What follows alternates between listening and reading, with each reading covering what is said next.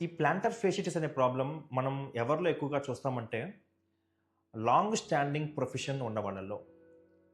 అంటే teachers, chefs, అట్లాగే surgeons, ఇంకా చెప్పాలంటే ట్రాఫిక్ కానిస్టేబుల్స్. సో, ఇట్లాంటి వాళ్ళలో వాళ్ళు ఎక్కువసేపు డే అంతా కూడా నిలబడి వాళ్ళు వర్క్ చేస్తారు కాబట్టి, వాళ్ళలో ఈ ప్లాంటర్ ఫేషిటిస్ అనే ప్రాబ్లమ్ ఎక్కువగా చూస్తాం.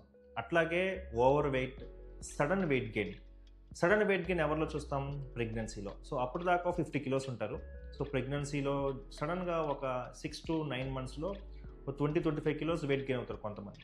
సో, వాళ్ళలో గూడా మనకి ప్లాంటర్ ఫేషిటిస్ అనే ప్రాబ్లమ్ ఎక్కువగా చూస్తుంటాం.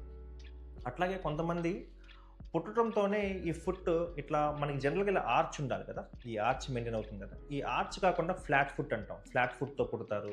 కొంతమందికి ఈ ఆర్చ్ చాలా ఎక్కువగా ఉంటుంది. They are like congenital anomalies అనమాట. సో, ఎక్కువ ఆర్చ్ ఉంటది. సో, అట్లాంటి వాళ్ళలో గూడా ఈ ప్లాంటర్ ఫేషిటిస్ అనే ప్రాబ్లమ్ మనం ఎక్కువగా చూస్తుంటాం. సో, ఇలాగే కాకుండా ఇంప్రాపర్ ఫుట్‌వేర్ అంటాం. సో, ఇది గూడా ఎక్కువగా ఫీమేల్స్‌లో అంటే ఆడవాళ్ళలో చూస్తుంటాం. They concentrate more on aesthetics of the footwear. Footwear బావుందా లేదా అని చూస్తారు గానీ, కంఫర్ట్‌గా ఉందా లేదా అని చూడకుండా, పైకి చూడటానికి బావుంటే చాలు అన్నట్టు ఫ్లాట్స్ లాంటివి వేసుకోవటం, గట్టిగా సోల్ ఉన్న వాటివి యేసుకొని, సో, నడుస్తా ఉంటారు కాబట్టి, వాళ్ళలో గూడా మేము ఈ ప్లాంటర్ ఫేషిటిస్ అనే ప్రాబ్లమ్ ఎక్కువగా చూస్తుంటాం.